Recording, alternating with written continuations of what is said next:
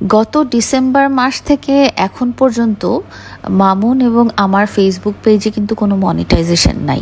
Usually মামুনের ইনকামটা Facebook page থেকেই হয়, বাট আমার ফেসবুক পেজটাতে যেহেতু আমি মিউজিক ইউজ করি সেহেতু এখানে আমার খুব একটা ইনকাম হয় না।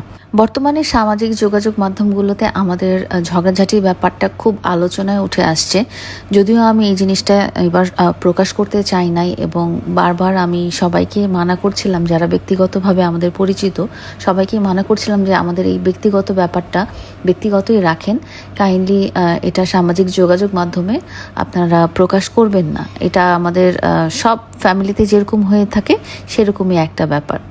এবং আমি এটা রিকোয়েস্ট করে আমার ফেসবুক পেজে আমি একটা পোস্টও দিয়েছিলাম যে দয়া করে আমাদের ঝগড়াঝাটির ব্যাপারটা নিয়ে আপনারা কোনো আলোচনা করবেন না। এটা আমরা ব্যক্তিগত রাখতে চেয়েছি, আমরা সামাজিক যোগাযোগ মাধ্যমে বলতে চাইনি এবং আমরা নিজেরাই সমস্যার সমাধান করব।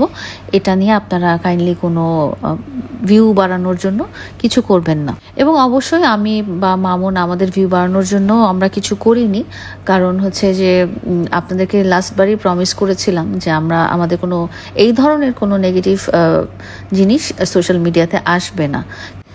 কিন্তু ব্যক্তিগতভাবে বলেন বা সোশ্যাল মিডিয়াতে বলেন বা যেভাবেই বলেন, আমি এত রিকোয়েস্ট করার পরও আমাদের কিছু ইউটিউবার ভাই বোনেরা যারা আছেন মানে তারা এই জিনিসটা হাইলাইট করেই ছাড়লেন।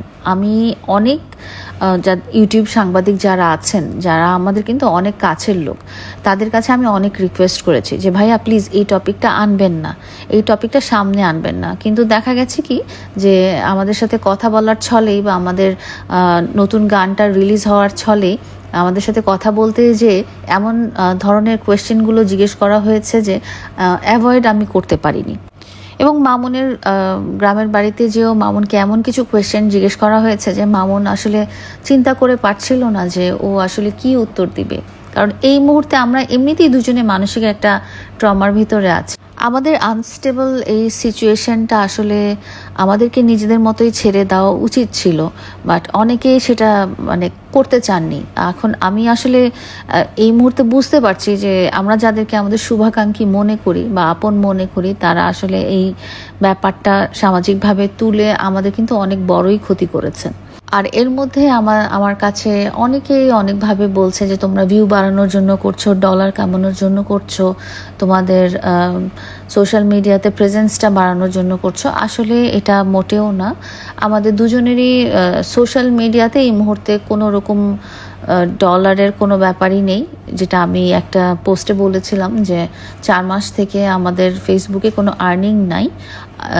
ফেসবুকে আর্নিংটা বেসিক্যালি মামুনের পেজে হয় এবং আমার পেজে আর্নিং বলে তেমন কিছু হয় না, বিকজ আমি মিউজিক বা যেসব ভয়েস ইউজ করি এগুলো কপিরাইটের কারণে কোনো রকম ডলার ইনকাম করা হয় না। আমাদের এই ঝগড়া পারপাসে যদি কারো ডলার ইনকাম হয়ে থাকে বা ভিউজ বেড়ে থাকে, তাহলে আমি বলবো এগুলো ওইসব চ্যানেলগুলোরই বেড়েছে, আমার বা মামুনের কিছুই হয়নি। সো আপনাদেরকে পরিষ্কারভাবে বলতে চাই যে আপনারা কাইন্ডলি এটা নিয়ে নানা রকম প্রোপাগান্ডা ছড়াবেন না।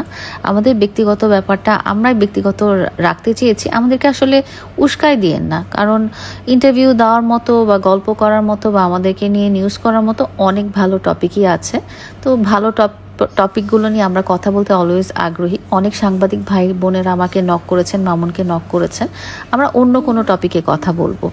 এই ব্যক্তিগত ব্যাপারটাতে কাইন্ডলি আমাকে এবং প্রিন্স মামুনকে একা ছেড়ে দিবেন, এটাই আপনাদের কাছে বিনীত অনুরোধ।